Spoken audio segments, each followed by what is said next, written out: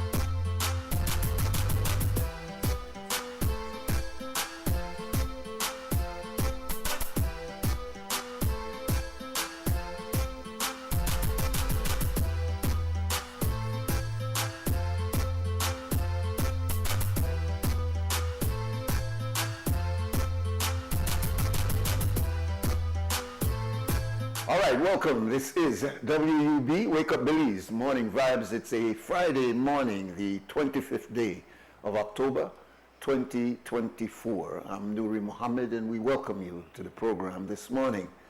We have guests that will be coming in, but we will open the first part of the program so that you could give your 2 cents or 3 cents, or even if you got 5 cents to give. We'll be welcoming our comments from our listeners and viewers. We usually start the program, as you know, with an update from the weather. And yesterday I said Tariq Matthews, and in fact it was Miss Kamabach But this morning, it is Tariq Matthews. After we hear from Mr. Matthews, we will then give you an update on the news prepared by our news center. Please stay with us. We will be together for the next 2.5 hours. A somewhat moist northeasterly airflow will prevail. The 24-hour forecast, skies will be sunny with cloudy spells today and mostly cloudy tonight. Showers, areas of light rain, or thunderstorms will be generally isolated, especially over central and offshore areas this morning and inland areas this afternoon. Then, an increase in shower activity is expected mainly along the coast tonight.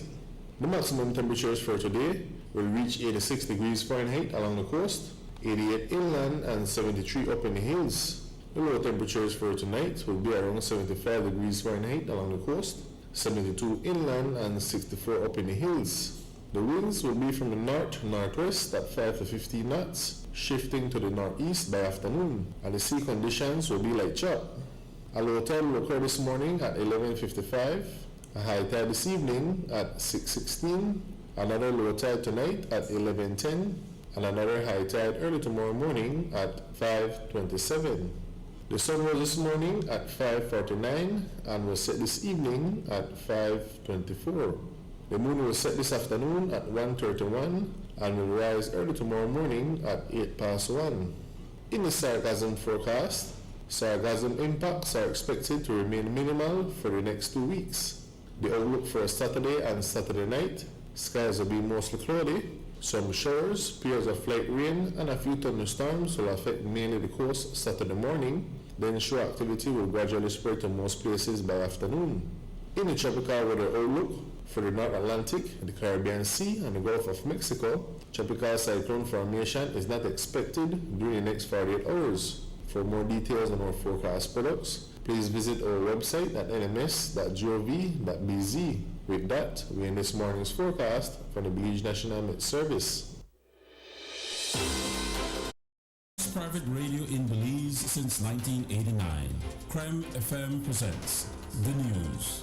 Informative, accurate, current information, local, regional, and international news, weather and sports.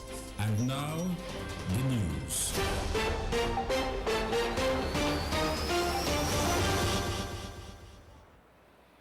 A 23-year-old woman from Belmopan reported experiencing a harrowing ordeal at the hands of her husband and in-laws. According to the alleged claim, she ran away from their home on 15th of October, but did not find her relatives at home, so she went back to her husband's family and the following day only to have her hands and feet bound with cloth and confined under the staircase inside. Participating in the crime, according to the woman, was her 24-year-old husband, her father-in-law, who is a pastor, and her mother-in-law. When police got on the scene, they observed the woman with injuries to her hands and feet, and she was taken for medical treatment. She reported that she had been beaten all over her body with a stick while imprisoned for 7 days. Additionally, she says that she was not fed by the adults, though children in the home gave her chips. Neither was she allowed to bathe the entire time. She is also accusing the father-in-law of touching her breasts and genitals. Police have detained all 3 adults, while the children have been placed with a relative. Here's the Commissioner of Police, Chester Williams. Basically, yesterday, the police received the information that the young lady on the 16th of this month went to visit her family, but when she got there, she couldn't find her family. And upon returning home to where her husband lived, she was tied up and kept captive under inside stairs. And she was tied up. She managed to escape from them last night, and the police encountered her. She has since made a report, and the person in custody is the person in question is in police custody at this time. What all charges are they facing, the offenders, and was she pregnant? I'm not sure if she's pregnant, but the police are looking at the the entire case, and hopefully by the end of the day today we'll know exactly what charges to be levied against those persons. Was she physically assaulted by both her, or all three of them, her father-in-law, mother-in-law, and her husband? All of them, yes. Williams says that the relevant authorities will assess the woman's situation and she would be given additional assistance and treatment if that is necessary. She needed additional help, therapy, counseling, medical assistance. Well, certainly we are looking at that, and whatever help she may need, then we'll seek from other agencies to see what we can do to assist her, maybe even in getting a safe house. If it is that her family will not be able to keep her safe, then we can see if we can speak to Haven House or some other institution that may be able to help her until she can get herself back together. The Commissioner says that the police department continues to encourage women and men who may be victims of domestic violence to come out and report their cases, but explained that it is not always easy. Well, again, it's something that we have been working on along with different organizations to see what we can do to address the issue of domestic violence. Many women are out there who are living abusive life, and they are afraid to come forward and speak, simply because in many instances the abuser is the money earner in the house, and they fear losing that income. And because of that, they don't report these cases. But again, we try to encourage women and men who are victims of domestic violence to please come forward and see what we can do to be able to help them. The government have many programs through the Ministry of, through the Women's Department, through the Ministry of Human Development, that can assist in trying to see what can be done to address these issues. Neighbors did not wish to speak on camera and did not have many good things to say about the family. In fact, they reported that the family kept to themselves and they heard nothing because they tend to play their music loudly. According to them, the family has lived in that location for 13 years. They also questioned the pastor's credential, affirming that no one goes to his church except his family. Charged at the time of the day were 59-year-old Guatemalan pastor Luis Alfredo Tull Sr. and 59-year-old Matilda Games for administering a poisonous matter. Also charged was 24-year-old Luis Alfredo Tull Jr. with aggravated assault and wounding. The Sina Tull was charged with kidnapping, aggravated assault, wounding, and sexual assault. 43-year-old Elizabeth Tull, a Mexican housewife, was charged with kidnapping, wounding, and aggravated assault. The Carl Hushner Memorial Hospital Authority Workers Union is opposing an amendment to the KHMH Act to change out their union member on the board and replace them with a representative nominated by the National Trade Union Congress of Belize, NTUCB. The purpose, as cited in the recital of the proposed amendment, is to have an independent union member on the hospital board of governors. But the union says that they were not consulted about the move, and therefore the government is unilaterally removing their right to have representation on the board.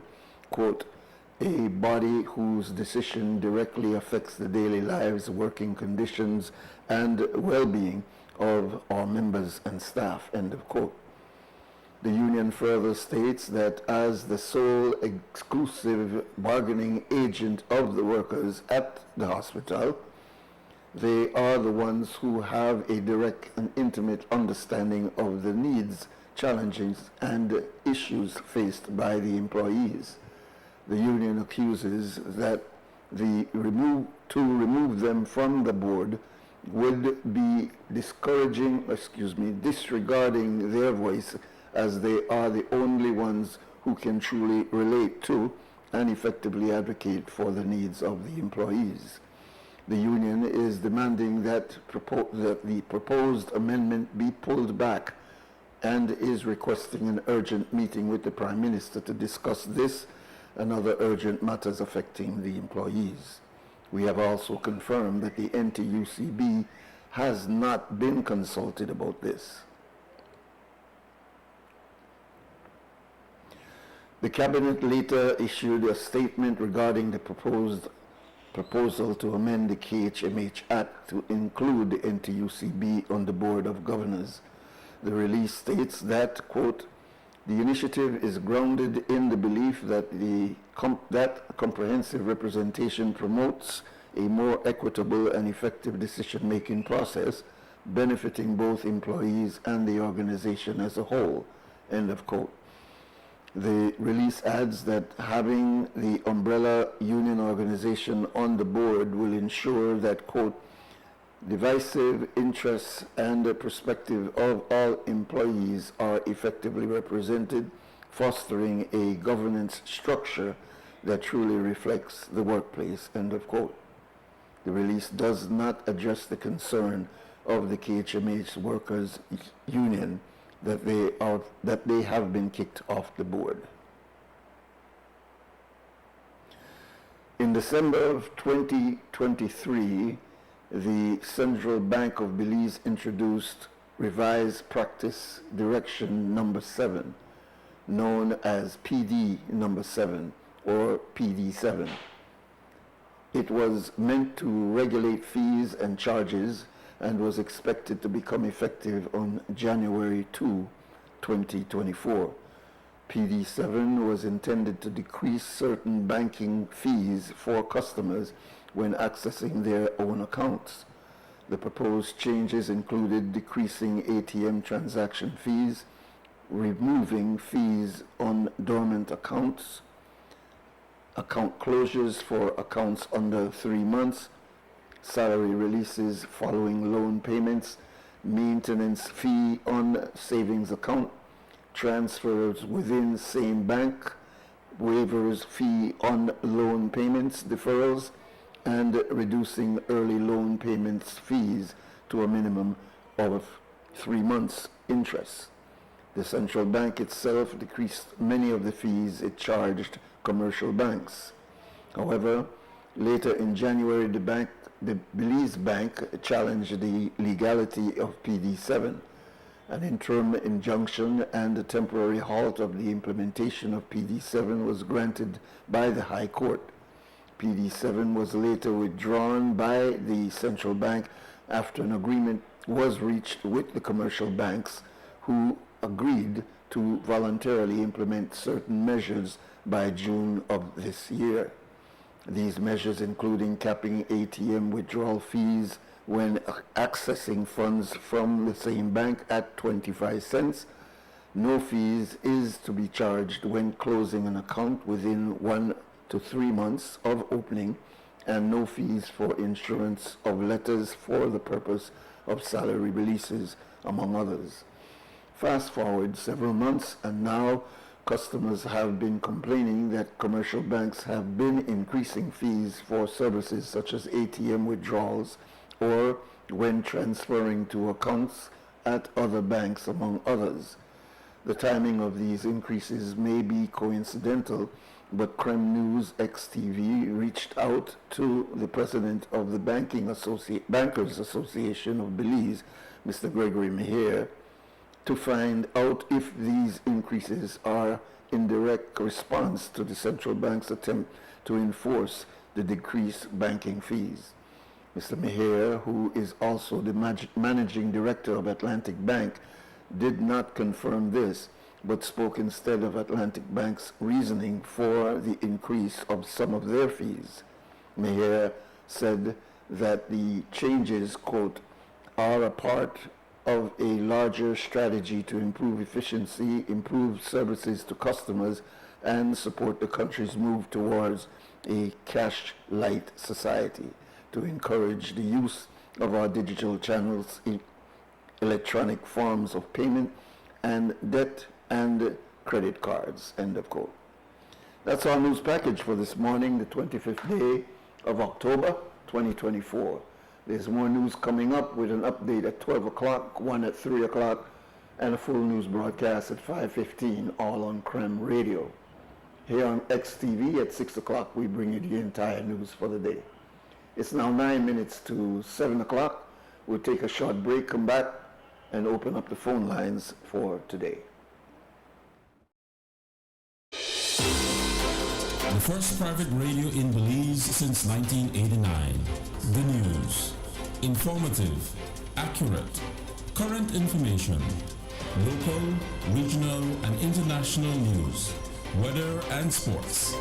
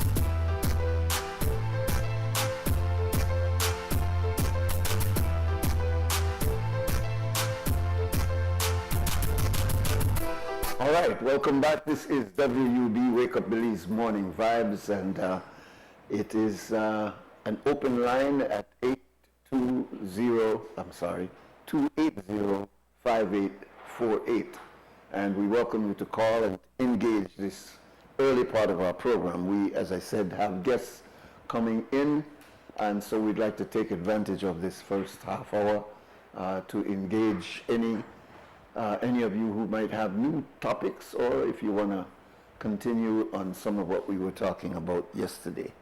I need to say, because she's listening closely to hear this, good morning, Miss Kuna in Los Angeles, California.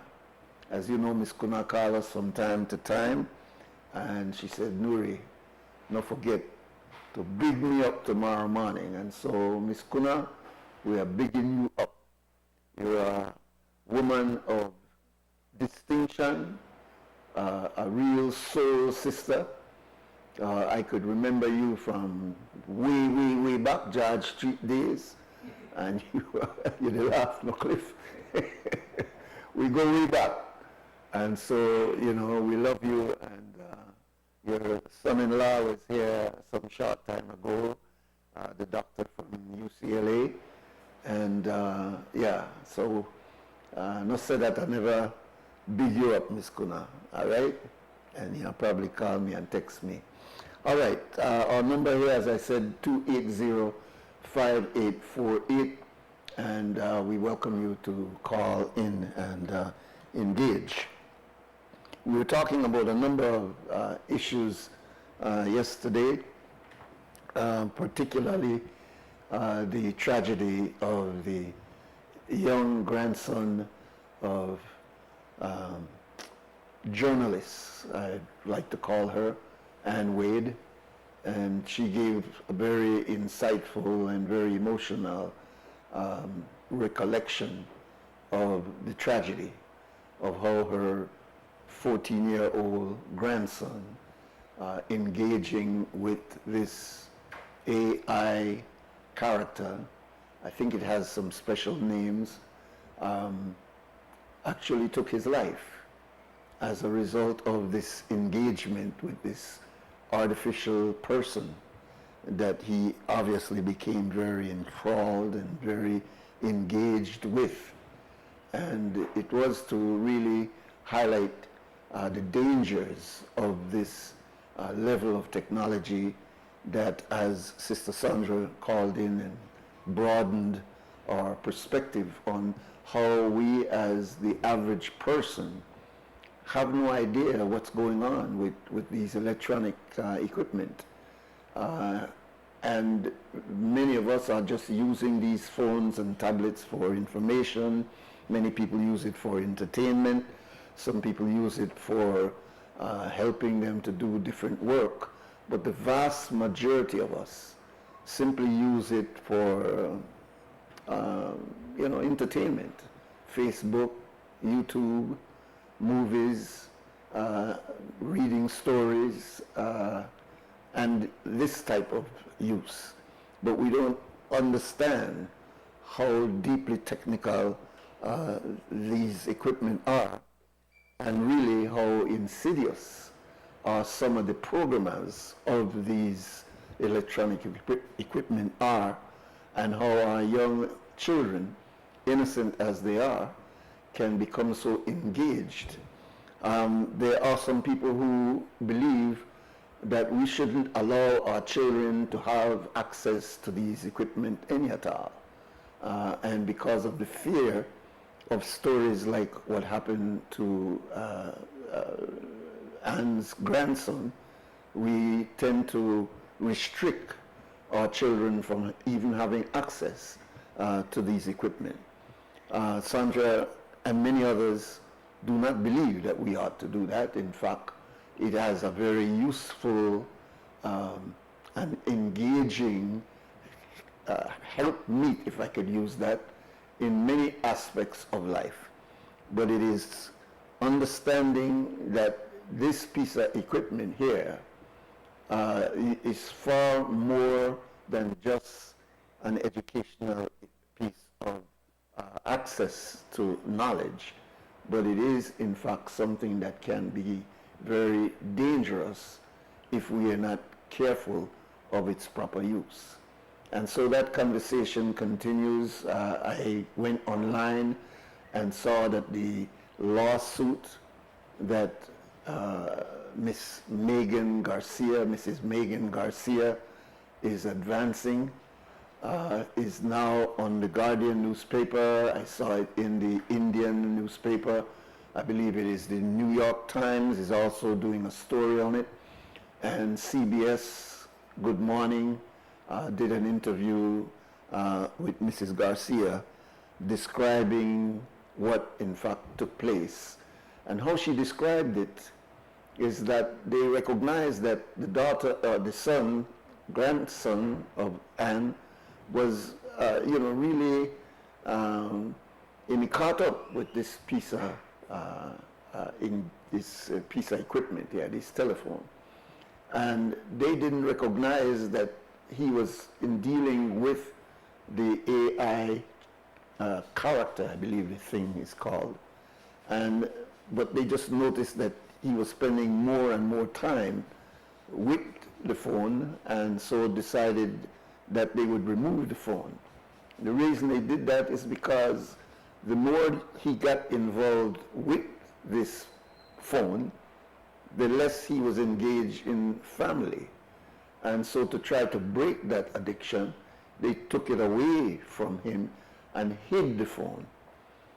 And, obviously he went on a search to find the phone and eventually found the phone.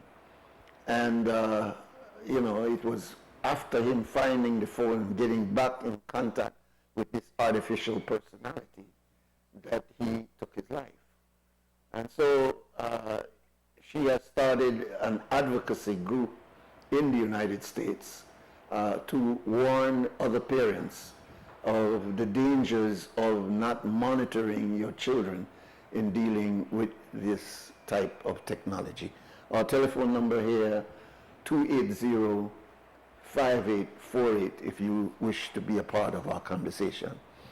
As you notice, we have tried to avoid getting into the back and forth of the opposition party and the quarrel, if I can use that exists between the two expressions of the United Democratic Party. We'll take our first call and get back to that. Welcome, caller. Good morning, Nuri. This is Sandra Corey. I'm back again on this. Yeah, welcome again, sister. Discussion yesterday. Yes. My generation, I was born in 1948.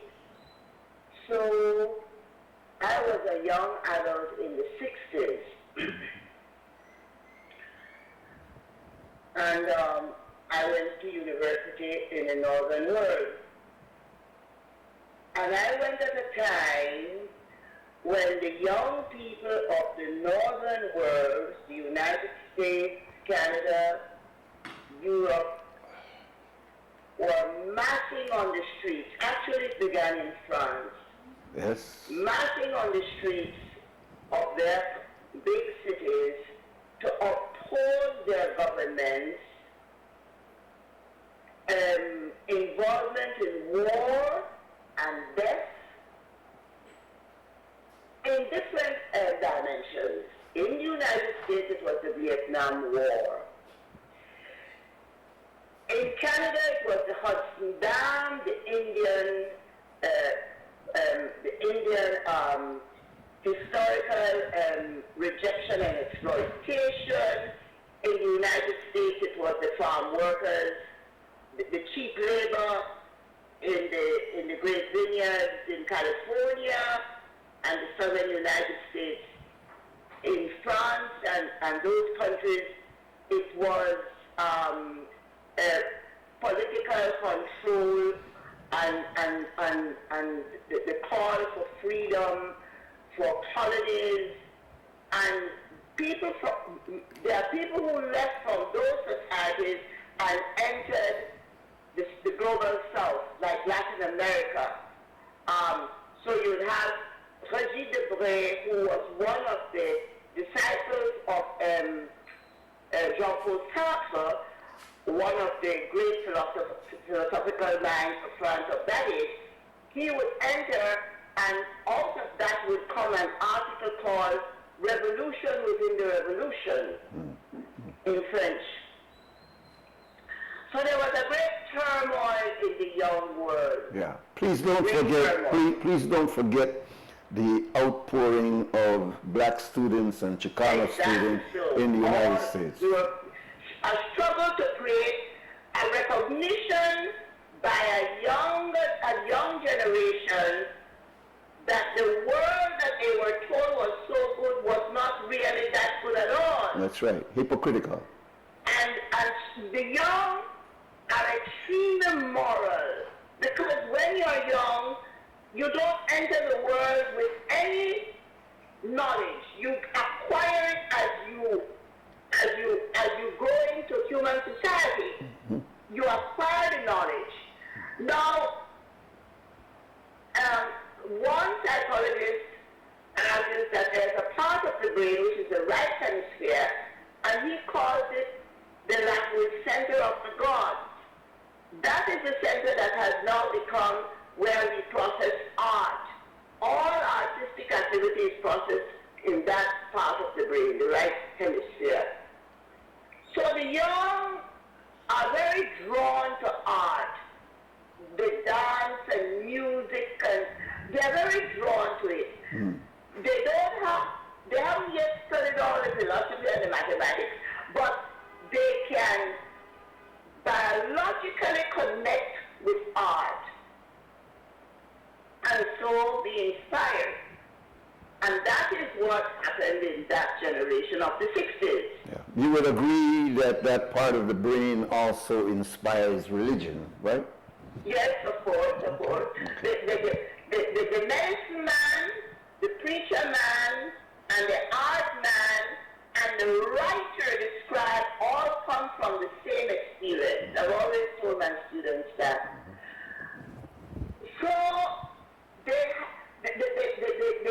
the power structure of these societies had a problem. No, it wasn't a problem with Vietnamese rising up and the Congo rising up. It was their own children rising up. And they didn't know what to do with them. These children threatened a number of things. They began to say, we don't want to use your synthetic fabrics. We are going to use cotton and natural fabrics. And we want shoes made out of leather that will last a long time. And they weren't particularly taken up with all the vanities and frivolities that the society had begun to produce. Yes. They weren't particularly taken up with them. It was the time of the natural, and I always appreciate you. I've never seen you with any other hairstyle except the natural hairstyle, and that goes way back. I never liked straightening Nuri. Yeah. When I was a child,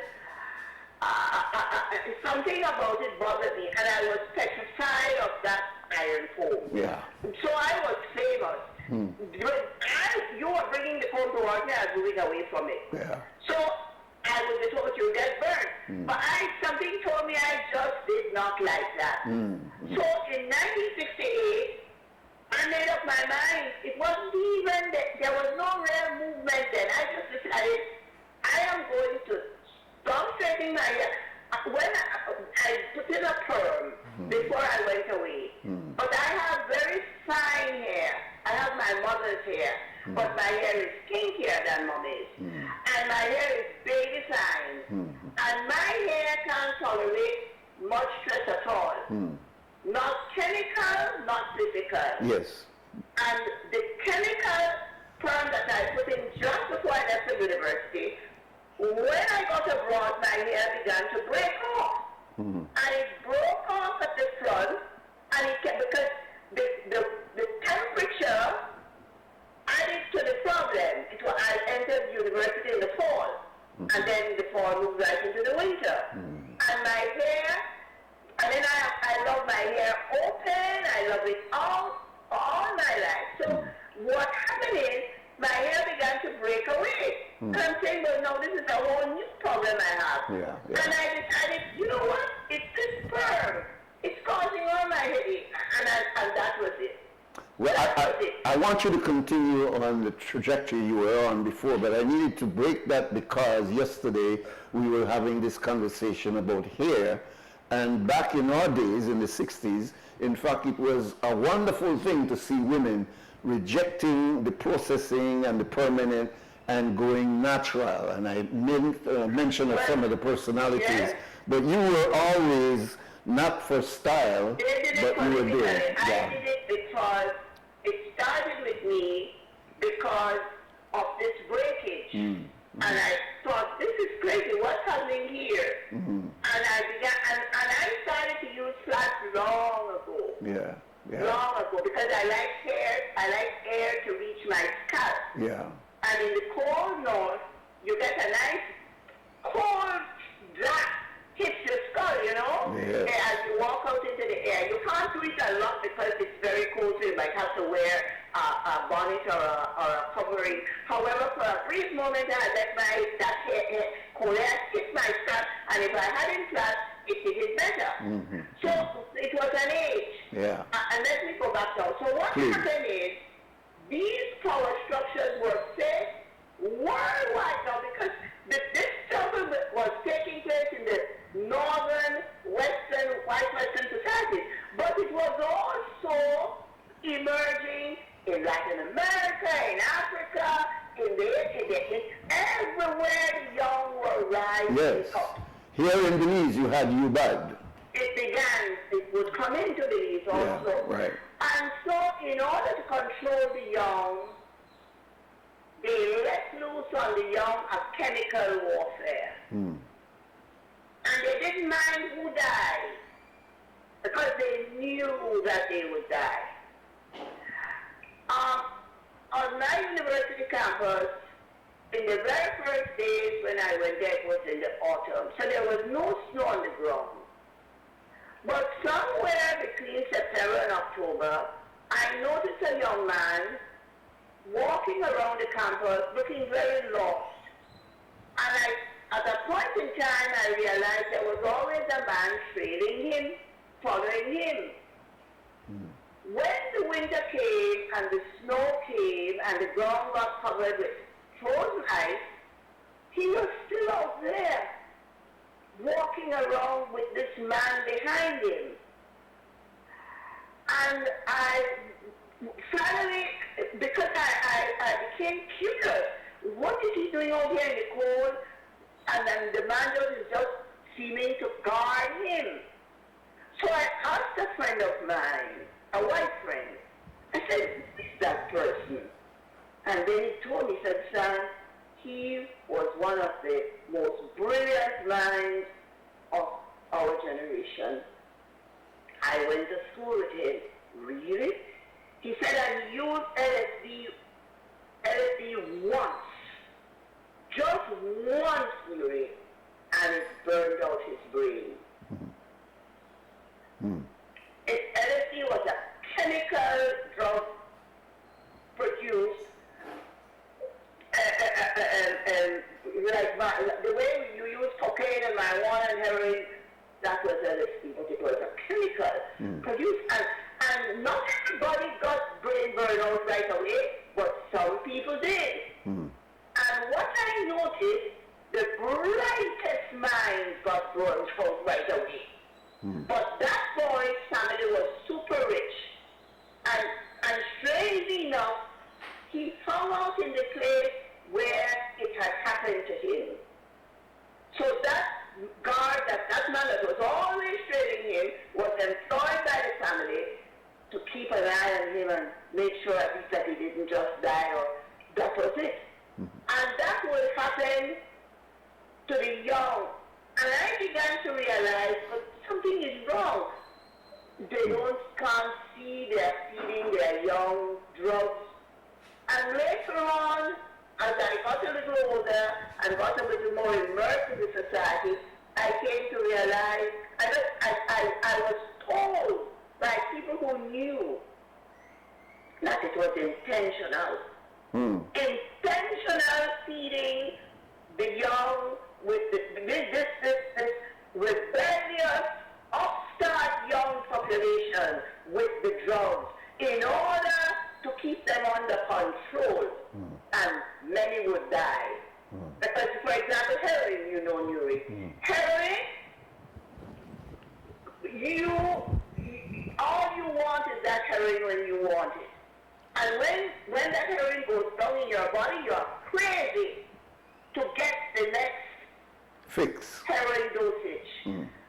Right or wrong, Nuri? It's a fix. That's what it was. And might I say, because I was in that generation and I happened to be living in California, where LSD, which was discovered and experimented with the Harvard graduate Timothy Leary, it was a fun drug, and people took collectively. Yes, well, I mean, no, I know, I'm not arguing that. I'm agreeing with your thesis that the entire drug generation was to move us away from serious revolutionary change and have us dreaming dreams about revolution, but not actually discipline ourselves. And I'm trying to get the leaders to understand the people making the decisions, they belong to the parental generation of those children who are dying. Yeah. They belong to that generation. Military people too. Military. Pardon? Very military people who were very concerned about this generation attacking them. Yes. And they felt they had, because remember now, the young of America are saying we don't want to go to war. We don't want the draft. And the draft became a driving issue in America. Indeed. And it is the young drove America out of Vietnam, brought the war to an end, said they would not go back into war again, and all of that. So you can imagine the rulers of that society now have a serious problem on their hands. Yes. Because if you allow the dismantling of a society, you threaten your old age. So they were defending their old age, all of that. And they did not hesitate to let loose on their own young materials that would destroy their young in order to preserve the status quo. Why am I mentioning that?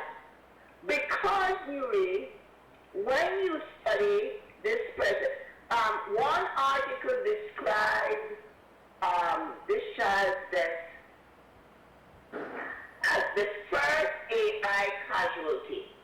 And the person in that article comments, and this child won't be the last, sadly.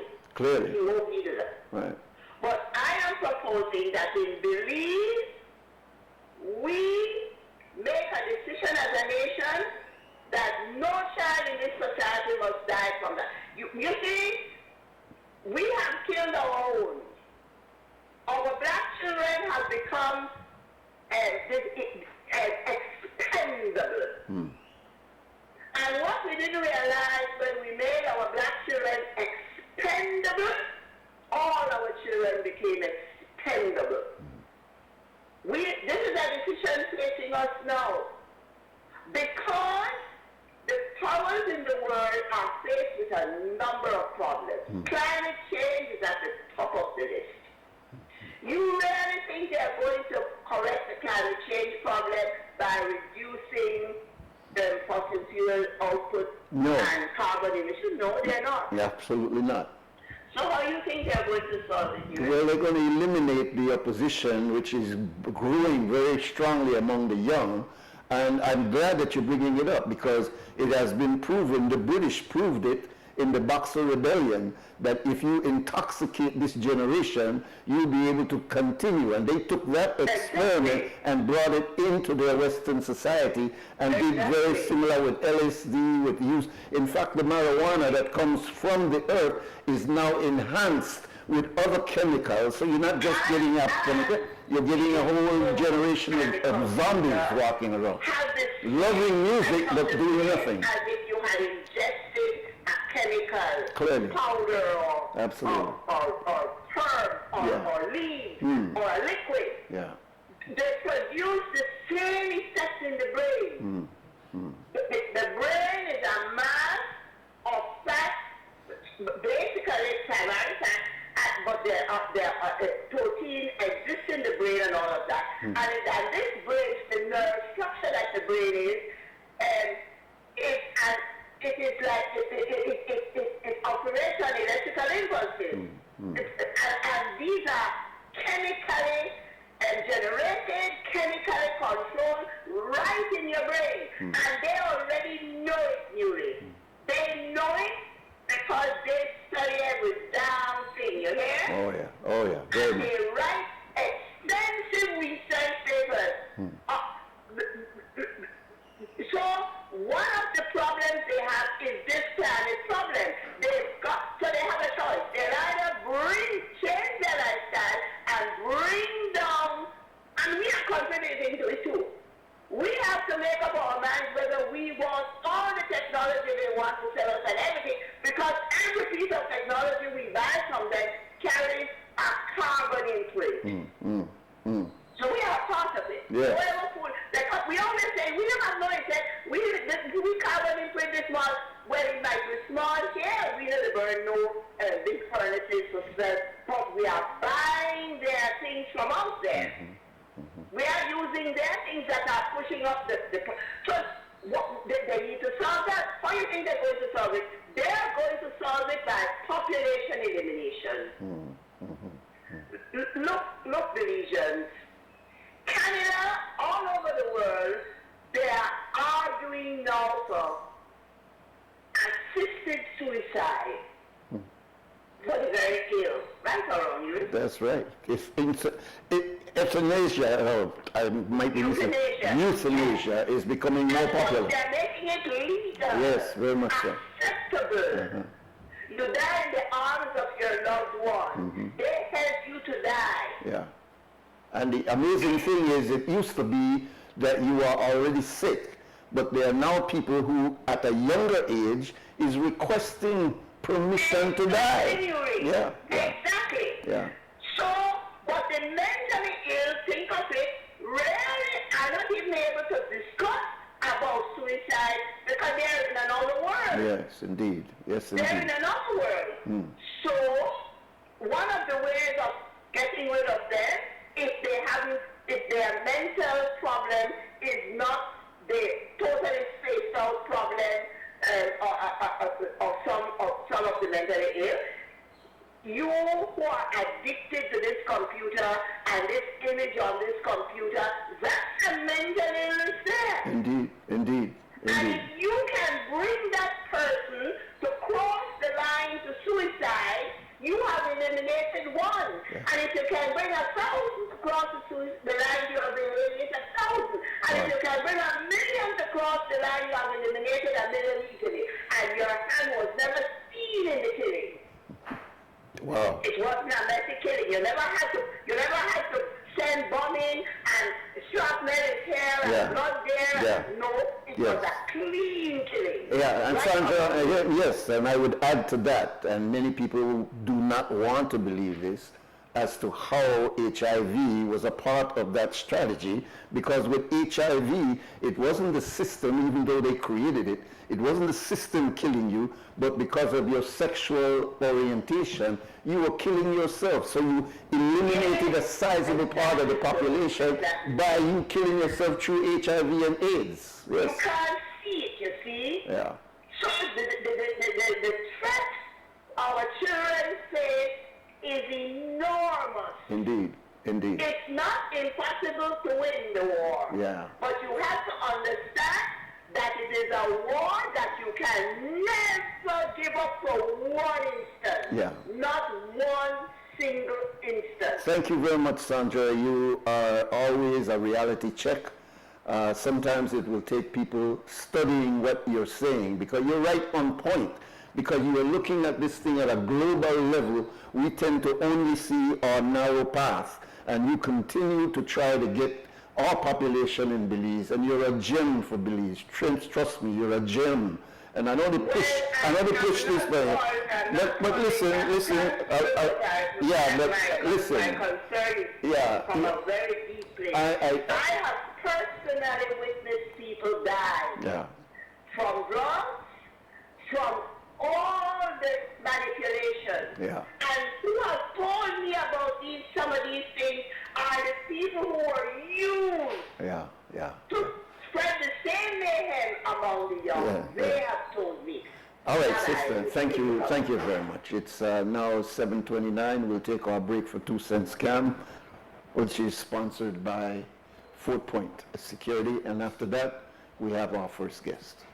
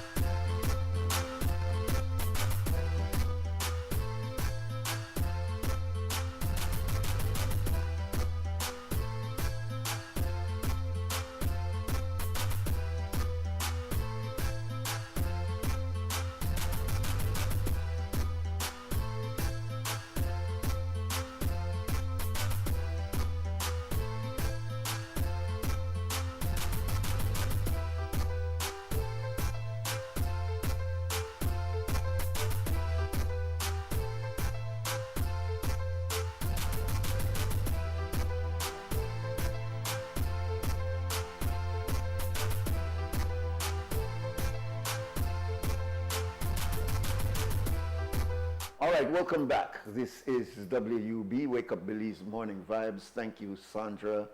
As I said, you know, I know to try pour nothing by you that you don't deserve. You're a value, and we need to recognize persons, not only Sandra, there are a lot of people out there who have an encyclopedic understanding of a lot of issues, and we need to give an ear. During our colonial days, when people were giving us information, a lot of us used to say, "Oh, lad, it's so shit. You make a get crazy with all that information," as if we should not be hearing too much information. We should change that and learn to understand that there's value in knowing and there's no value in ignorance. So thank you again, Sister Sandra. We're moving now into an area of health, in an area that a lot of you are afraid for. Even though a lot of you are more knowledgeable today about it, you still think about this thing named sugar. And the afraid for sugar, especially man, not you, Mr. Cliff. Why you want to tell nobody you got sugar? Because first of all, you don't think your manhood will be there. You know what I'm saying? So we're glad to have representatives of the Diabetes Association to kill the myth and to help you to better understand how to live with diabetes and to understand your relatives that may have diabetes. We have the president of the Diabetes Association, Ms. Valera. That is Lynette Valera. Welcome, Ms. Lynette. And we have the treasurer, the person who is very quiet but handle the money, Ms. Marjorie Swift. Welcome to both of you. I think I want to start, Ms. Lynette, in explaining to people basically what is diabetes. Great, thank you, Nuri. Okay. And good morning. So what is diabetes? That's a very good question. In a nutshell, simple terms, diabetes is when the body cannot use the insulin that it has. How people get diabetes is by eating a lot of carbohydrates. Okay.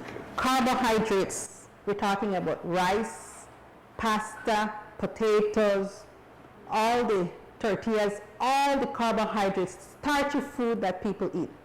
So starchy food, carbohydrates, that we will consume that, and the body will turn that into glucose. Glucose is sugar. So whenever we have so much glucose in the body, you know, the body only needs so much. So the body will use the portion of glucose that it needs, and the excess it keeps in the blood. So too much carbohydrates in the blood too much carbohydrates turn into glucose. Glucose is sugar. The body uses the amount it needs, and the rest it keeps in the blood. So when you have your blood vessels, you know, in our body there's a lot of blood vessels. The excess glucose, which is sugar, stays in the bloodstream. So imagine the bloodstream, and you have excess glucose in that. We call it sugar. And that's why sometimes people urine would have maybe some ants around it. And that's why in the blood streams you have too much, just picture that, Nuri, too much glucose, sugar, syrup in the blood. That is what caused the diabetes. And that is what caused a lot of the problems. And so diabetes, in the blood streams, in the eyes we have tiny blood vessels. So imagine those tiny blood vessels is saturated with glucose. Eventually, you will turn to blind. Blurry vision, blindness. Yes. Imagine those glucose in the bloodstreams will clog up your blood vessels, your arteries, leading to heart attack. Too much glucose, again, glucose in the bloodstream could affect the kidneys. So your kidneys go in. And all of that continues throughout the body. So bottom line, diabetes is when there's too much carbohydrates that turn into glucose in the bloodstream. Okay. I know from our conversation before we turned on the camera that you are not a diabetic. You have family that is diabetic, but you're so knowledgeable about it. But Miss Marjorie, on the other hand, you are a diabetic. Yes, And have been living with diabetes. How long? about 20 years. 20 years. All right. So you've learned to take all this information about what is diabetes and control the diabetes. Yes, along with medication. Yes, and such things. I know that there was a time when people thought that diabetes was a death sentence, that, oh Lord, I got diabetes, I got sugar, and so it's like I'm on the list to die. But that was a myth that no longer exists, because you were 20 years as a diabetic and look healthy. Thank you. No doubt another 20 years is there on your life. So it is not a death sentence. So how do you manage diabetes so that it doesn't overtake you on the negative, so that you start becoming blind, you look quite healthy, you haven't lost any limbs? I hope that you don't have any kind of heart issues going on. I don't know. Well, you clearly, I'm sure it would be showing some aspect here, but tell us, how have you managed your diabetes? Okay. Good morning, everyone. Yes. When I first got diagnosed, the diabetes wasn't new to me because my mom had diabetes. My father passed from it. So I had experience that I was the one taking care of my mom. Okay. But the thing is, even though I was taking care of her, diabetes wasn't no big deal to me. You know, I see her take her pills and she's still going about her life. Yes, yes. So when I first got diagnosed, Yes. I was still in, not disbelief, but it was no big deal because I saw my mom live long with diabetes. Okay. And afterwards, How long did she live? my mom was 74 when she died. Oh, very long. She had it about maybe 25 years. Yes, yes. So I went to the doctor, I started to get the medication, I started to read up about that. Yes. I knew some because my mom used to follow her diet. Okay. So I already had some knowledge. Yeah. So I went and I did some more research and I changed the way I ate. I lost weight. Yes, because I think putting on weight increases your chances of diabetes because of the type of food we eat. Okay. But I also gained Especially weight. rice and beans. Yes. So no, I go to the doctor. I went to the doctor and noticed that he put me on medication. Okay. So I took the medication, then I read that you have to exercise. Yes, yes. I started to do that. But it's a gradual process. It's not an overnight thing and it's challenging. Okay. Because you have to keep on testing. I joined the Diabetes Association. All right. And I got my testing kit. Okay. So you have to keep on. If you eat something, after an hour or two, you test it to see how it affects your sugar level. Right. And you watch that, and then you know more or less what to include in your diet and what not to, what not to eat. Yes. Well, let's look at how do you care for yourself when it comes to medication. I heard Ms. Swift say exercise, and just be careful of what you eat and regulate yourself. And then she also mentioned testing. Talk about testing in the sense that that's giving you some level of management each day to see how you're doing, etc. So talk about treatment and self-treatment for diabetes. Very good. We call it self-management, diabetes self-management. Okay. And so what is very important, Nuri, is for people to know what their A1C test is. Okay. A1C is a standard test for diabetes. Okay. So that test can be done at a laboratory where they take a sample of your blood and they would look at the blood for the past 3 months. Okay. And that number for persons living with diabetes needs to be below 7%. Okay. Person like me who is not living with diabetes, 5% is what it should be. Okay. There are people who... What do you mean 7% of what? 7%, that's the number they have. Oh, okay. 7%. All right. There is as high as maybe 15%, and low would be normal, 5%. 5% of the hemoglobin, 5%. All right. So 7% is where a diabetic should be. And that test is done at least once every 3 months. But on a daily basis, people like Miss Marge need to take their test, and preferably in the morning, maybe in the morning. And how do you take the test? What does that mean? So there's a glucometer and some strips. At our office, we have glucometers for sale for persons who don't have. Okay. And what's the cost? The cost is $40. Okay. If you're a member, we can also subsidize and provide you with support, because we know that people need to have a meter to test on a daily basis to help with the management. Every day. So in a fasting And you blood said test, strips, they come together, or? strips come separately, because some people have the machine and then they need to replenish their strips. All right. And the cost of $40 for the machine, and how much do you charge? for How much do you charge for the strip? $40 For as the well. strip, okay. For a box of 50. All right, so 50 that means $80, $40. The meter is for all the time, and then the strip is for daily. Correct, to Okay, replenish good. that. And this is only if you're getting it from the association. Yes, that's our price. I'm Okay. sure pharmacies would have, but we They do, sell at a yeah. subsidized price. Very good, very good, very So good. with the management, they need to test regularly, Okay, and that number needs to be below 126 milligrams in the morning before fasting. okay.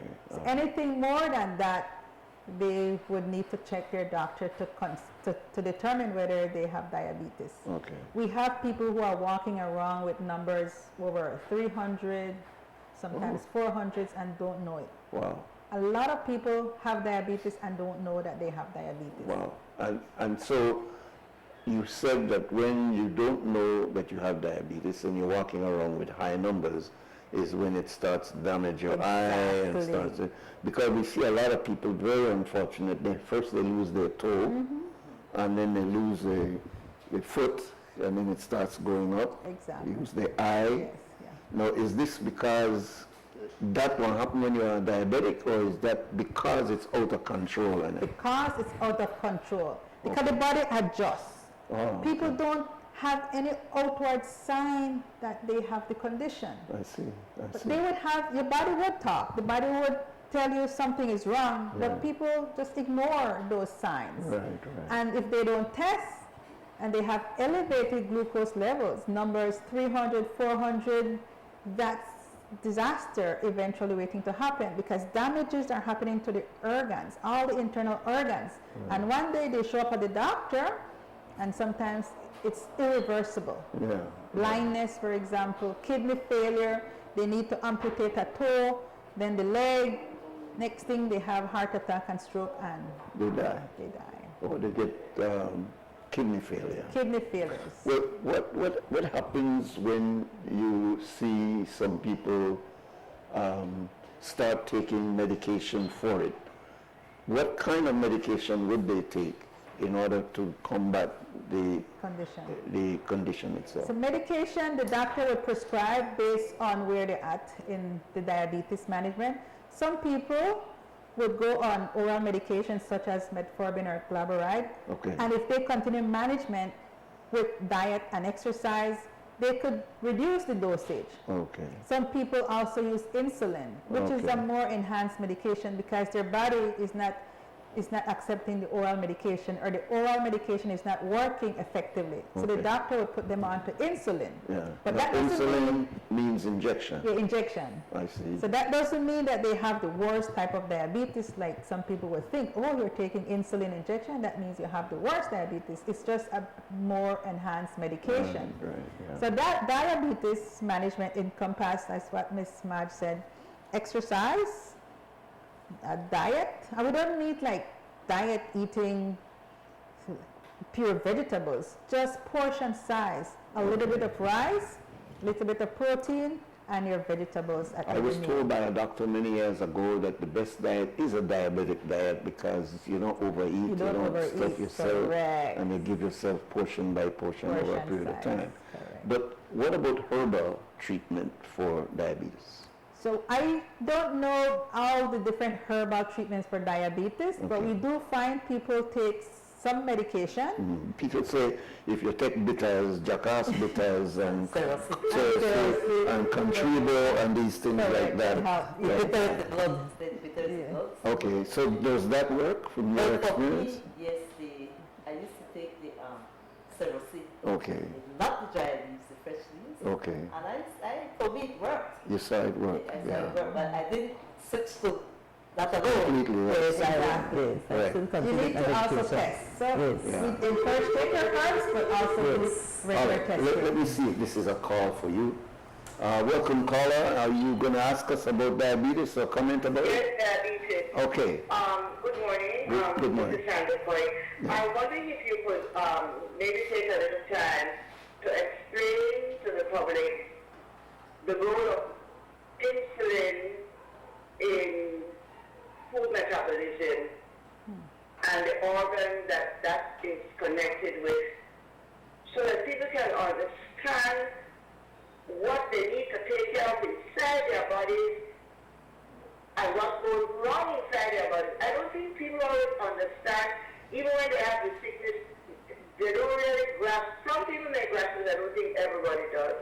My second point is, in the food schedule you mentioned, I know you didn't say whole grain, starch that comes from whole grains or from ground food and not processed starch. Because if you eat 2 ounces of white flour as opposed to 2 ounces of whole wheat flour, the whole wheat flour will not have the same effect on you as that completed processed white flour, 2 ounces. That 2 ounces of whole grain flour is going to contain fiber, oils, and vitamin B that's important in starch metabolism. So I'm wondering if you take up those 2 points. Thank you very much. She's making an extremely good point because people have diabetes, but a lot of time they don't understand really what's going on with their body with diabetes. Can you talk about the insulin and its effect? Yes, so the insulin, is the body needs the insulin, and it's the pancreas that produces the insulin. Right. And sometimes people's pancreas is unable to produce the insulin, or the insulin that it produces, the body cannot use that. Okay. So that's where the insulin comes in. And because the pancreas is unable to produce that insulin, that's why some people will take the insulin in the form of an injection or oral medication. Okay. So as we mentioned, the culprit is the food that we eat.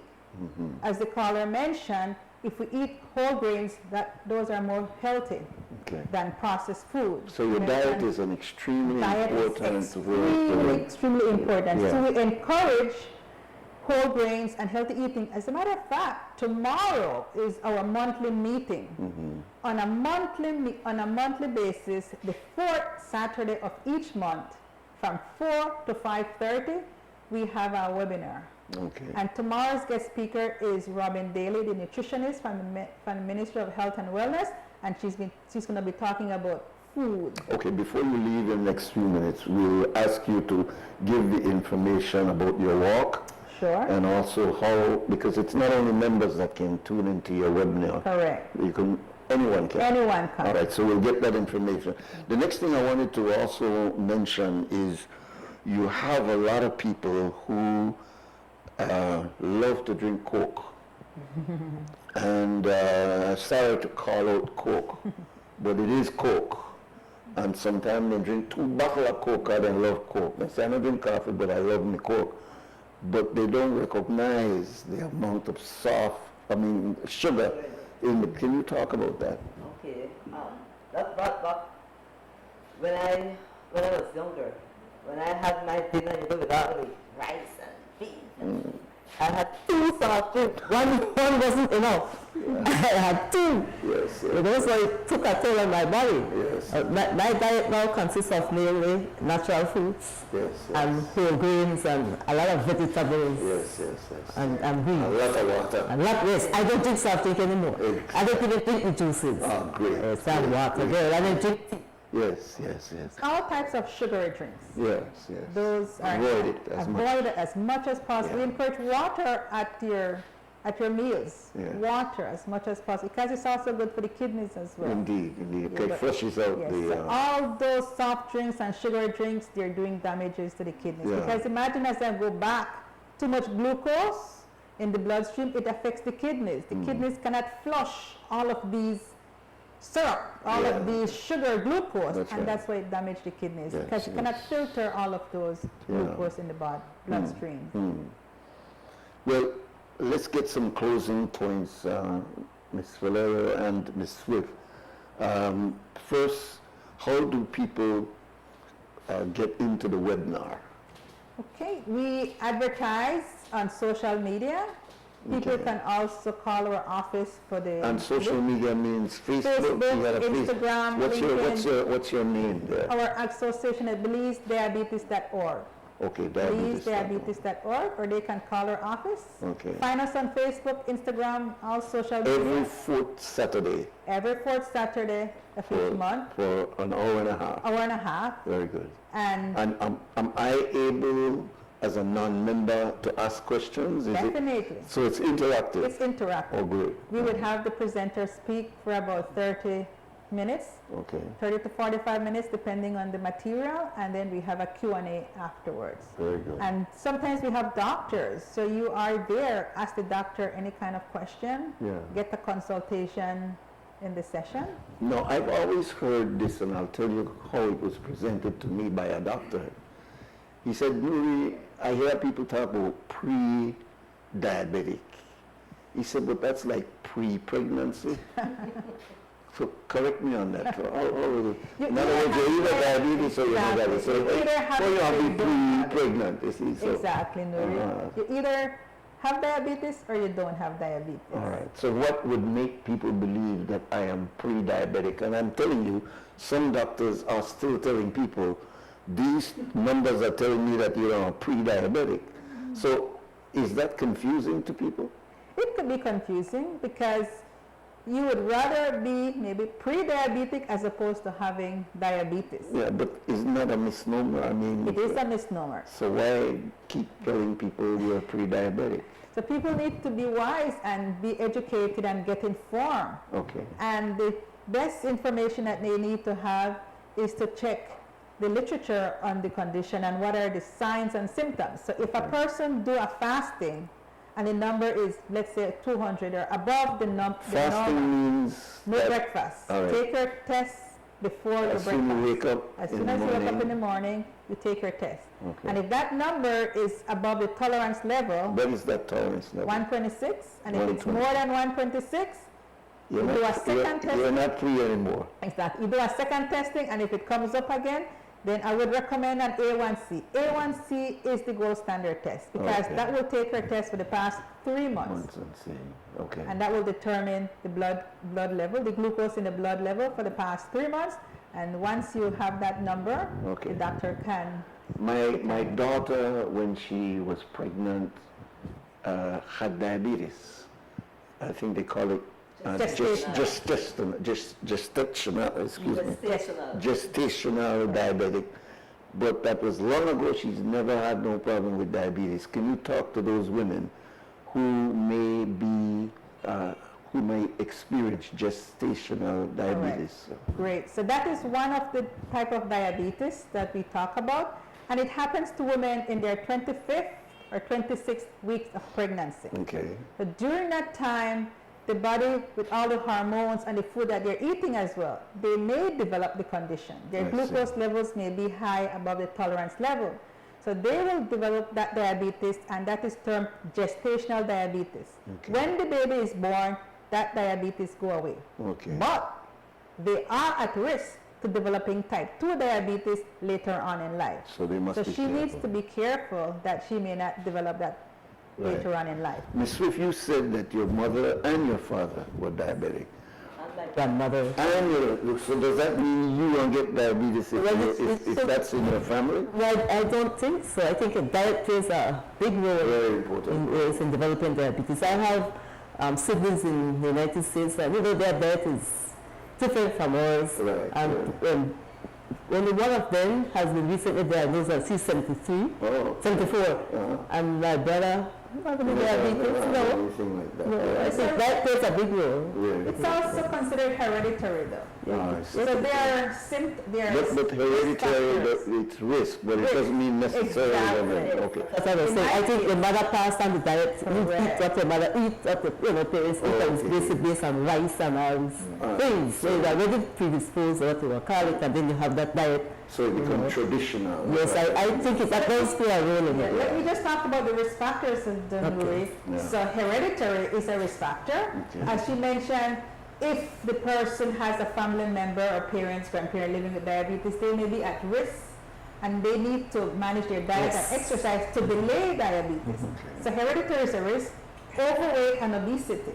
If you're overweight or obesity, you are at risk. There's a lot of people in young people that are very overweight. In young people as well. Children, pre-adolescents, they are at risk. We also have the type of food that you eat. All these fast food and greasy food and the portion size of the food. If you're eating and consuming all of this, you are at risk. Lack of exercise. People who are just living a sedentary life, not exercising, they are at risk.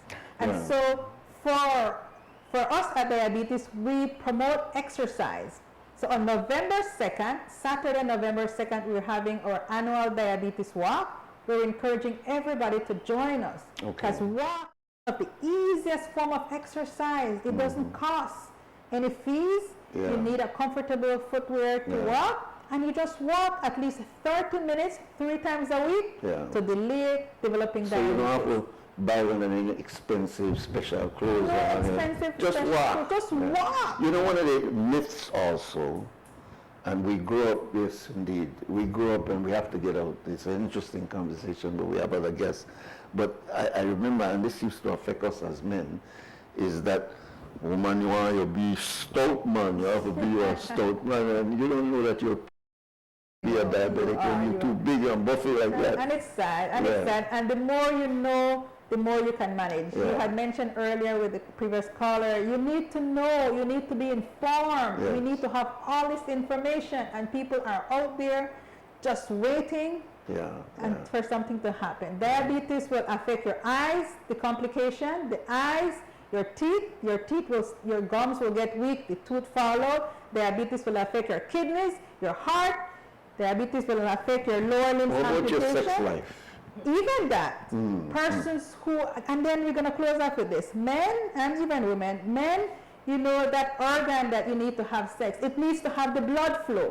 And if the blood is not flowing to get it in a position, then you're unable to perform. So all your bitters no help you if you don't get it right. All right, we'll end with that kind of controversy right there. Thank you very much, Ms. Swift, and thank you, Ms. Valero. And it's on Saturday, what date? November 2nd, Saturday. November 2nd. 6 o'clock. Meet us at IT Vet Compound. Saturday after next. Yes, Saturday after next. Let's all walk to prevent diabetes, one step at a time. As we do it for cancer, and we encourage you to do that. Thank you both for being here. It's an informative conversation that I think we need to have more of, because it used to be the second killer in the Caribbean, in Belize. Now, breast cancer or cancer is that second. We're at number 4, you say? Fourth in diabetes killer in the country. So thank you. Thank you. For the very informative. We take a break. Our next guests are already in studio.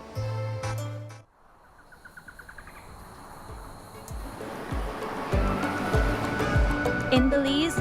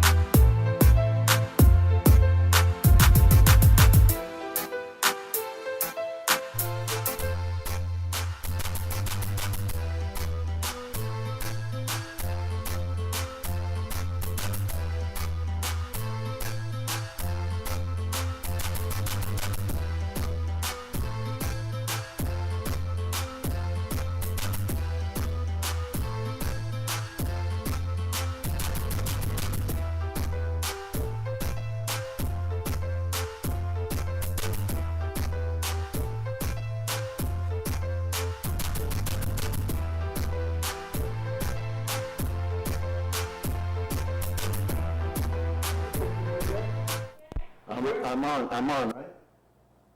Okay, all right, let's go.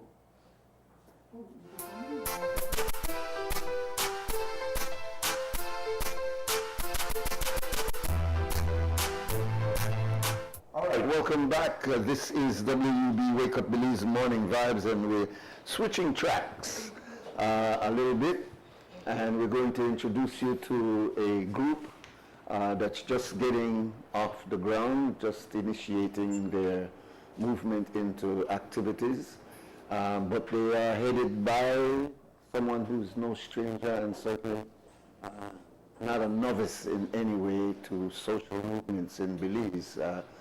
She is Cynthia Ellis. Many of you know her from her many different hats that she has worn over the years, and always very focused on relevant issues in Belize. I'll get the name of this organization because it's new, and but let me start by introducing her and welcoming her. Welcome, Sister Cynthia. Welcome, brother. Yes. Topsy. That's my colonial name. Oh, okay. All right, so we have evolved. You have evolved, so you must tell me what is my your... Garifuna name is Nana Baroda Lubafu Isene. That's a lot of... That is long. That's okay. That is long. It's been a long time. All right, indeed. So Nala. Nana. All right, good. Well, let's take off. That's very African. Nana. Yes. And our sister, Miss Arzu. Welcome, sister. Welcome. Let me start with the name of the organization, Nana, and what is the objective of your group? Okay, first let me clarify that this is not an organization, it's a network and an appreciation and an acknowledgement of the work of indigenous leaders around the country and the world. So the initiative was to present and to acknowledge and celebrate that fact that there have been people hidden for hundreds of years who have not had the opportunity to speak for themselves. So the initiative is to present that fact and to give them an opportunity to speak for themselves in the context of people coming from all over the world and all over the country, doing things in our communities and speaking for us. So the network is an indigenous people's network. It's not an organization. It's organizing. It's an effort. That's right. That's right. It's an acknowledgement. Who started the movement? What's its origin? Is it membership in terms of connection with the world, or is it an initiative started in Belize? Right. It's an initiative that began in Belize. It connects with what people are doing all over the world already. For example... Under which umbrella is this? On the umbrella of the spirit of our ancestors, meaning that when one is indigenous, one is not confined by colonial structures. So for example, Garifuna and Maya, we were here before Columbus and all the Europeans who came. And therefore, it's our responsibility to affirm that fact, that now, in this current time, we are addressing the fact that we were here first. And the Garifuna who arrived in Central America, for example, when we were in St. Vincent that we called Urume, we were called Black Caribs. That was the definition of the Europeans of us. And as Garinawo, we decided we will call ourselves, we take our sense of our sovereignty, so we call ourselves Garifuna. That's how that came about, that we defined ourselves, and we are not being defined by others. That's the point of this movement that happened before I was born. Okay. So, and I'm trying to put it in the context of what's been going on in the last maybe 30, 40 years, where there are a lot of groups that are making their connections. Right. Are Creoles a part of this effort? I don't see any, and that's why I'm asking. Yes. Are Creoles a part of this awakening? Definitely. So as I mentioned, the definition of who we are is our taking responsibility and taking hold of our reality and not allowing ourselves to acquiesce to that. So yes, Creoles are part of this conversation.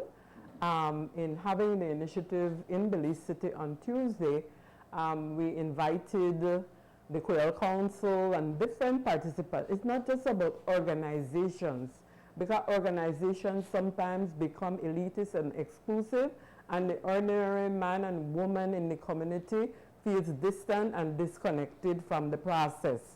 So even though we honor and we respect the organizations, there are individuals and leaders in our communities who have been doing the work, boots on the ground, consistently without any recognition or being on TV, for example. You know, the profilers, those of us who profile on TV, are not necessarily the ones who are doing the work on the ground behind the scenes all the time.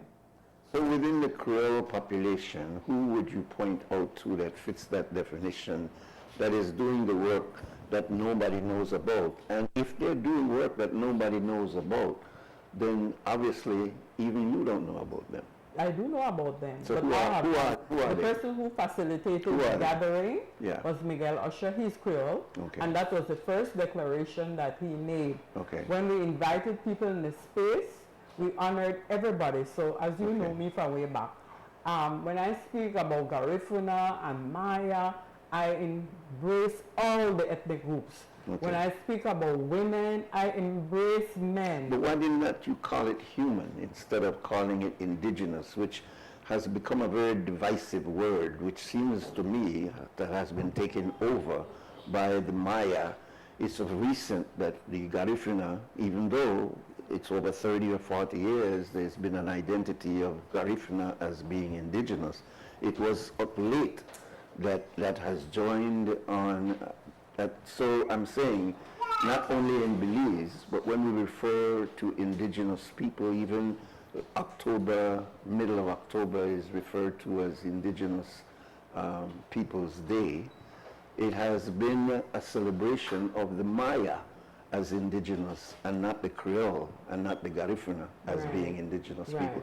So it's not to do anything except to clear the air and not confuse those who, for example, are students who are looking at this and are trying to navigate exactly what you're saying. So I don't want it to end up as a hodgepodge. I want it to end up as a very clear understanding. The Maya has coined themselves as indigenous because they say they are long before there was any colonialism. We go back 1,000 years. But we can't say that of the Creole in Belize, and we can't say that of the Garifuna in Belize. So how do all those people become indigenous when Maya was the one considered indigenous? That's a beautiful observation, brother. And in understanding this process, I am not the one to define who calls themselves indigenous. Okay. What I did as a leader is to create a space where we deeply listen to each other, and then we collectively come to an understanding. It is a fact that indigenous is a terminology that is used at the United Nations. And our government has signed on to many agreements on our behalf without necessarily having had a conversation with us.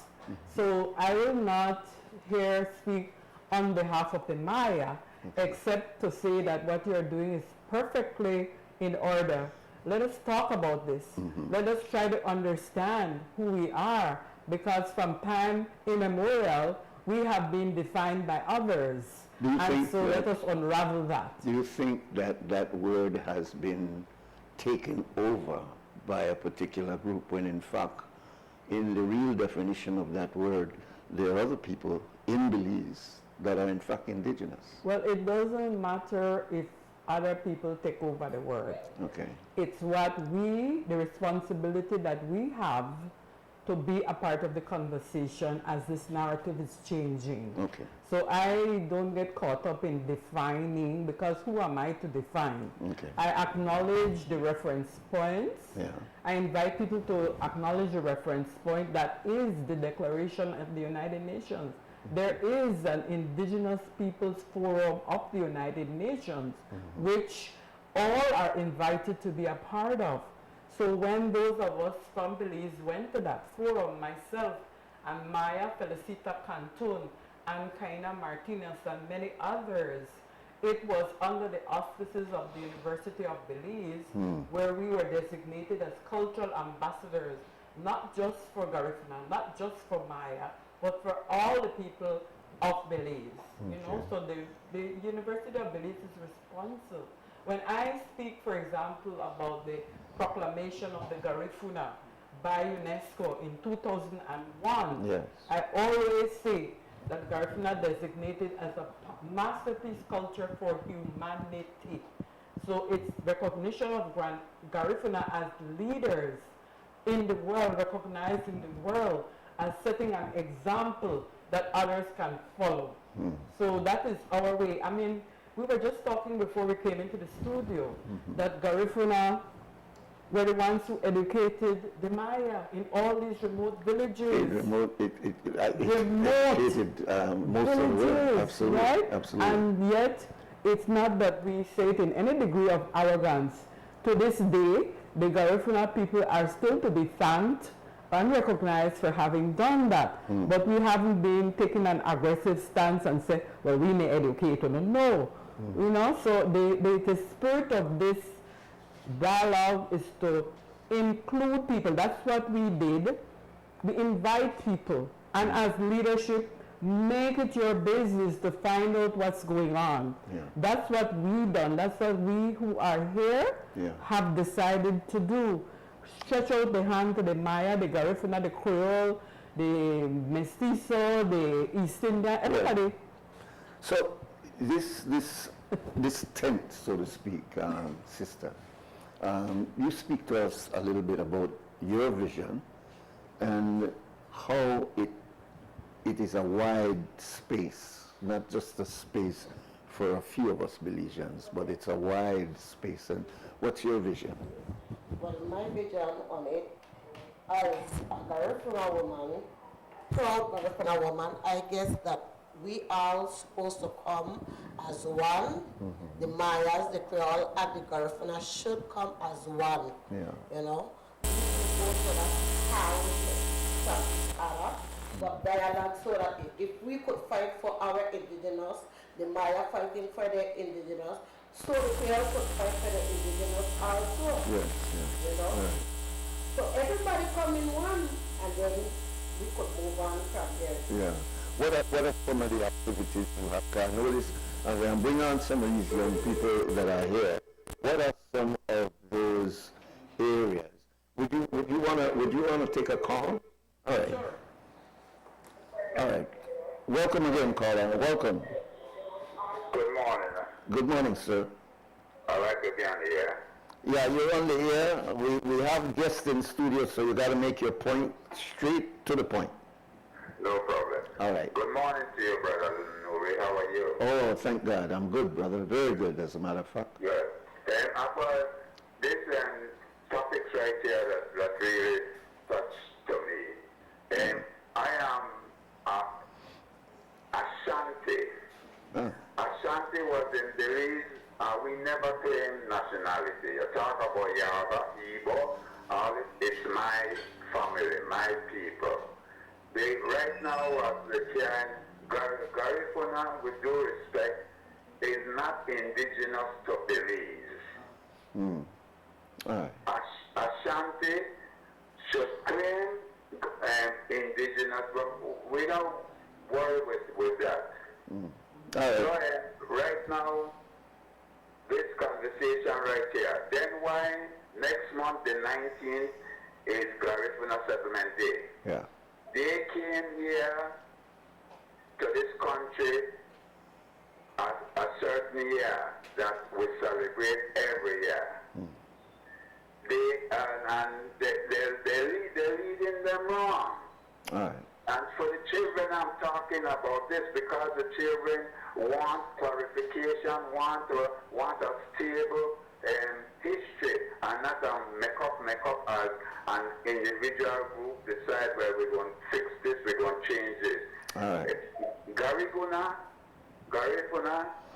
are not indigenous to Belize. All right then, sir. I think you made your point. Thanks very much for your call. Yeah. And that's an opinion which you have to respect. I recently learned that my background is Waika. Thank you. And so, and if you want to go back to the mosquito and how far back and how indigenous they are here. Yeah. But I know they push it. That's right. But it doesn't mean it's not a reality. Right. For those who have decided that they want to take on that as their identity, I think the confusion may have been the use of the word indigenous, which is a current word, a United Nations creation to describe the colonial past that has happened when the white man come over here and start to divide us up into these groups. In fact, the Maya is not an original name, it's a European name that comes out of Spain. So we need to know history and understand history.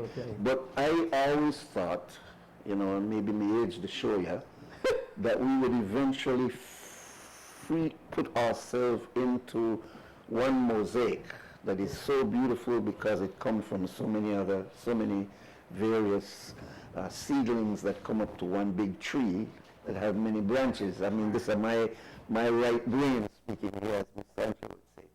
But we seem to have today grown to want to accentuate our differences. And so there's an accentuation that either Maya, there's an accentuation just like in the 60s, I black, and there's an accentuation either Garifuna, and etc. And if we begin to accentuate that once again, it's almost like 2 steps backward, 1 step forward. So when I heard of your initiative, it's not a group, it's not an organization, Cynthia, I said, here is an umbrella that you are putting Maya, Garifuna, Creole. That's why I asked you these questions, because it's like an attempt once again to not approach us as mestizo, Garifuna, this, that, but to try to find, that big tent or that big umbrella, which is really, when you listen to the original thinking of our so-called forefathers, that's the way they try to do, because they know that the white man may divide us. That's why he put we in our districts this year, one day, and this one day. So this is a current effort here, and my objective on this show is, and this particular show, is to try to speak to those young people out there who are very vulnerable, who look on and say, well, I know I am definitely Garifuna, but how do I fit into this mosaic? I am Creole, but how do I am mestizo? Does that mean I be out of this picture? So it's a heavy burden on those of us who are opinion leaders to ensure that the opinions that we're putting out are bringing us together and making us one people, you see? Yeah. So this is no effort to disparage, discourage, or to make us look as the old boy, here you go with our next. And I don't agree with the caller. I think he's divisive, and I think that's not where we want to go. We're trying to come and find a connection, because all will bleed red. You understand? You don't got blue blood and this one got green blood. We all, So let's go back again. But let me take the break, because I don't want director out here to make sure that we're there. So we'll take the break, we'll come back, and if you call to enhance what we're trying to do, even if you're critical. Use your economy of words so that we come away not being further divided, because politics don't get we confused, This white man don't get we confused about color and who for here good and who for here bad, and the man called yesterday say tough head. I said, man, you don't hear that for Lord, me don't hear tough head. So those elements of the poison that they put in our mind, in our consciousness, still exist, and we got to combat it. All right, we'll be back after the break.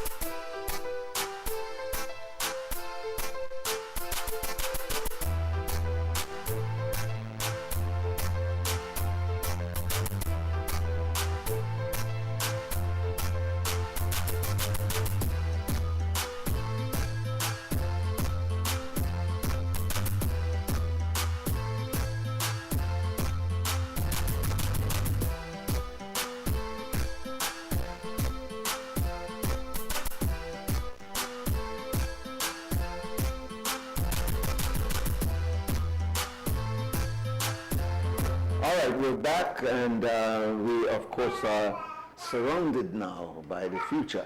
That's right. And you've talked about youth for the future. Well, we've got the youth here who will be future leaders, not of the Garifuna community, but of Belize, this wonderful experiment that we're dealing with here.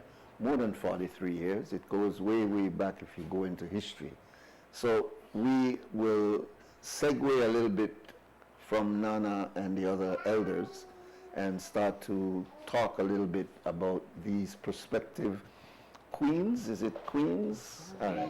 So with the Harwali European definition, I don't want to get vexed that we still deal with king and queens, but I think you got an idea of what we're talking about. So we'll ask the sister who can describe for us who they are and what the contest is all about. Please first introduce yourself, and then we'll go one by one and introduce these young persons. Morning. Good morning.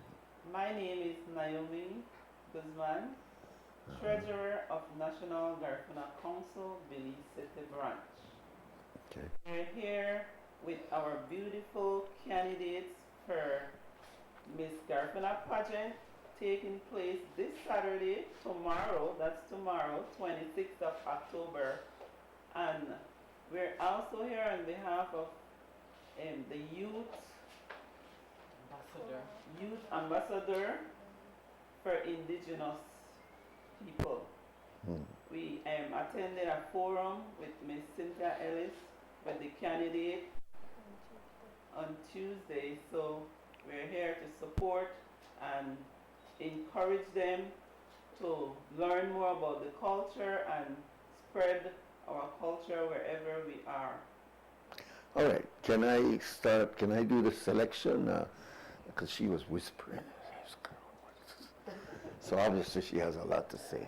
So please pass the mic on, and I'll ask you to introduce yourself and what you hope to achieve if you become the queen of what?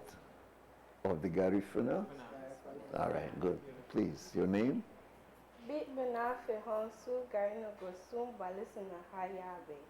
Nuguyala Jealous about Nerbe. Good morning, all Garnagos. Good morning, all Belizean people. My name is Jealous Abal. I'm one of the candidates, and I decided to become one of the queens because I believe that our culture needs to show more, and we need to get out there because the Garnagos are not there like before.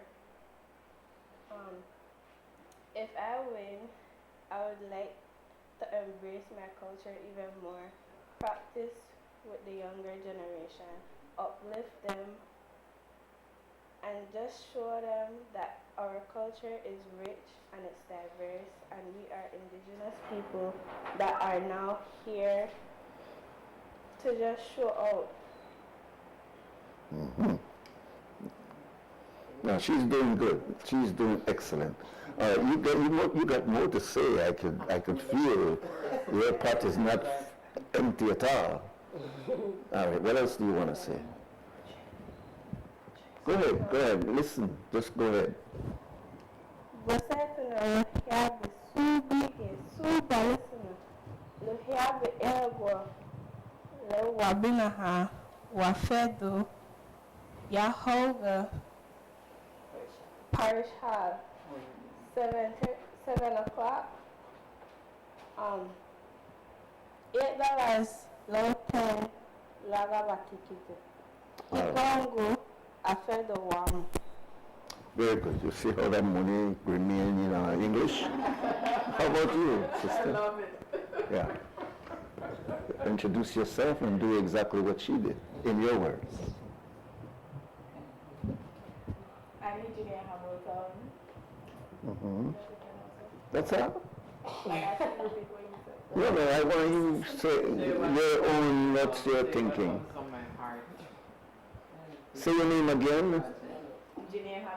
Janae. Go ahead, Janae. I want to carry on the Garifuna tradition because, like, nowadays, we are the Garifuna wedding. And we know the carry on the tradition Yes, go ahead. I have to help the young generation and carry that. All right, good. Are you ready? All right, good. Your turn. Good morning, everyone. Good My morning. name is Lisa Arzu. I want to Keep your mic up. I want to uplift and develop the Garifuna culture because it is rich and you have to carry on the legacy and teach more Garifuna language, the dances and so therefore it's very Yes. Very good. You got more? All right. Your turn. Good morning, everyone. My name is Nelisha Kern. And I feel like we should lose food culture, it shouldn't be like that. We should have to try embrace food culture and know about what nobody got to say. Because with our program, we're not afraid to showcase food culture, talk food culture, no matter where we live, All right. no matter what time. Beautiful. And That's beautiful. Beautiful. Yeah. We also encourage all the younger generation to get involved and start practice from home. Parents speak the Garifuna language to our children so that we have candidates for the next pageant. And I'm calling on all Belizean Garinago all around our country to come to Parish Hall tomorrow, Saturday, 26th of October, and support and have fun and enjoy our Garifuna culture all in all genre. Yeah. We also have an after bash at Travelers, artists, and kick off with Nuri and the Heartbeats. I never know I won't be there. Come on, enjoy the bashment after. Good for the seniors. I heard you say Nuri. Oh, you mean Nuri, not Nuri. I Nuru. Okay. Yes, so the price for tickets for the pageant is $8 children, $10 general, $15 for reserve. And after batch at Travelers will be $20 entrance fee. So come on out and support, and we have so much more activities coming up for the 19th celebration. And on Friday the 1st, we'll bring out our calendar of events. So we ask for your support and come on out and celebrate with us. Jeremy. All right, good. All right, before we end, I want to get some final comments from Nana. And see if you could put it all together, Nana, in terms of the effort that you have been making. And this is not your first effort. Those who know you know that Cynthia Ellis has been in the field. Earlier you spoke about being prevented from advancing your educational studies because you were a UBARA. That's right. And you were one of the first black women to jump out and That's right. say, And wear my afro and all that. black and proud. Yeah. So see if you could end off this session here with putting it all together as to what keeps you at your age still striving. I think we haven't met really what we have been striving for. There's still some loose ends, and there's an effort by many of us to try to see, like the Jacks game, instead of pick up 1Z, 2Z, we're trying to see if we could, by one sweep, pull in all of these loose ends that make up the Belizean project, if I could call it that. Your turn. That's a beautiful question, and it's very easy for me, and I don't feel burdened.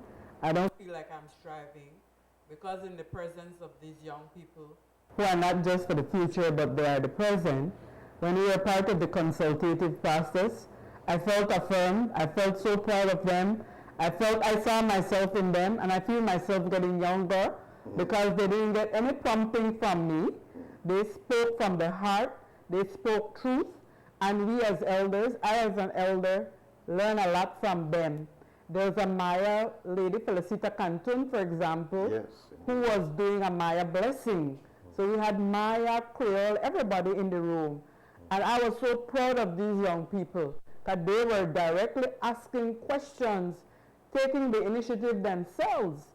So I believe that we can be led by them. So these queens were queens long before whether they win the competition or not. This is the spirit of Garifuna that our sovereign king and chief Joseph Chatouillet never backed down. So it's that spirit, and that's why I embrace the spirit of Baroda, because Baroda is the balance of Chatouillet, where we need to step up the plate. Don't worry about what anybody thinks. That's what one of this beautiful child said. Don't worry about what anybody say or think. Do what you have to do. So we are setting an example for the whole of Belize. Maya, Mestizo, East Indian, what this young lady said about get back to the young people, let them speak. School is not just in those colonially led institutions. School is the home. School is the classroom. We just had a class in this program, you know. Indeed. And finally, I want to say that creating spaces of respect and deep listening and love. I remember, I feel like I am in holy ground here at Quem, because I cut my teeth with sitting at the feet of Evan Hyde, and we didn't worry about who bothered as we went to the bliss and sat at Evan's feet as he taught us. That was our classroom, you know, and people criticized us. I was criticized for wearing an afro, etc., and many of us. I want to bring forth those people, those stories that we can celebrate of all walks of life, all cultures, all ages, man or woman. I want, and I say it without apology, for the young people to lead now. Yes. Because we were allowed, me and you, Nuri, we were allowed to lead from when we 15 and 16, no care who vexed. We were not disrespectful. We were just speaking the truth that Evan Hyde taught us. Evan Hyde came back to this country and he said he couldn't get jobs. He was chastised and all kind of story. So I feel very proud and I feel accomplished as an elder that these young people have the confidence and the boldness to step up. And they only need us to hold their hand and back them up. They don't need us to tell them what to say or do. They already know it because it's in their DNA. From Urume, St. Vincent, in their dreams, they have visions better than we are. So let's allow them to do it, no? Indeed, indeed. Imagine that there are Maya children in this room. Imagine there are Mestizo children in this room. Imagine that there are Creole children in this room. Nobody stopped the Creole, the East Indians, or whoever to define themselves. And all of us are unified by Creole. We just don't talk Creole, right? Yes. And we all eat rice and beans, right? So we are already unified. Not allow people to divide us. And it's okay to listen to other people's opinion. Let's continue to do that. That's the initiative. Thank you very much, Nana. We appreciate your spirited closing, and we hope that the spirit that exists here will dwell with you for the rest of the day and for the rest of your life. And what happens tomorrow is not a selection of the best. It's just a selection and a recognition that all of you are the best. And we appreciate your being here, all of you. So thank you. We'll take our final break and come back and close off for... Sure, of course.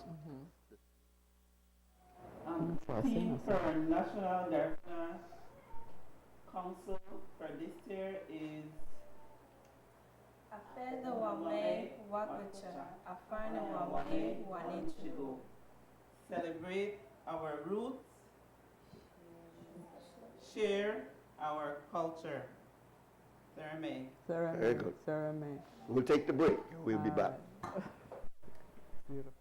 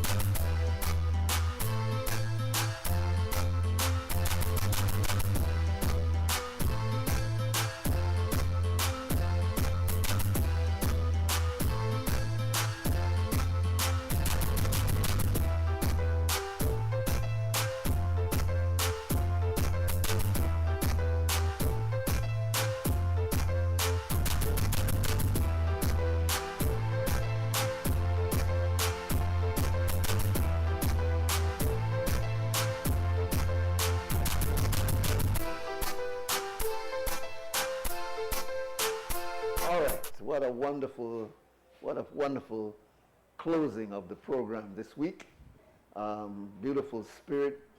The spirit of young people always rejuvenates the soul, because in our young people is where our hope lies. We are old. We can't deny it. We have made our contribution, and some of us are still in a position to make a small contribution. But it is the future that we've got to look to. Yesterday is gone. Our day is gone. Their day is coming. So what we can do is to try to make sure that we give them the institutional and memory that we have of the failures and the things that they should avoid, and the successes and the things that we should encourage them to take. Belize is a young country, and our young leadership is not only what we have in front of us now presently in our political, religious, and business leadership, but it is this group of young people that will replace our politicians, our spiritual leaders, our business leaders, and so we must continue to encourage them. So I want to thank Nana for bringing this contingent of young energy into the studio this morning to close off WUB for this day, the 25th day of October 2024. We also want to thank those who contributed in the early part of the program. We had 2 sets of guests this morning, and we thank everyone for the contribution that you have made.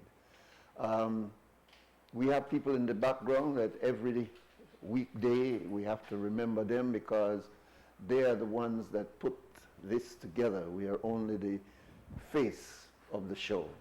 The show cannot go on without a person like Anthony Grant downstairs, with Mr. Clifton Lewis upstairs, and our all-around very vibrant MCO this morning, Christy Flowers. So Belizeans, remember to stand strong and stay focused, do the right thing under all conditions. And for now, we're gone! Wake up, Belize. Wake up, Belize. Wake up, Belize. Wake up, Belize. Wake up, Belize. Another day is here. Wake up, Belize. Wake up, Belize. We gotta keep moving. Na na na na. Wake up, Belize. Wake up, Belize. Everybody gotta put the time in. Wake up, Belize. Wake up, Belize. Voice of opinion and place of calling.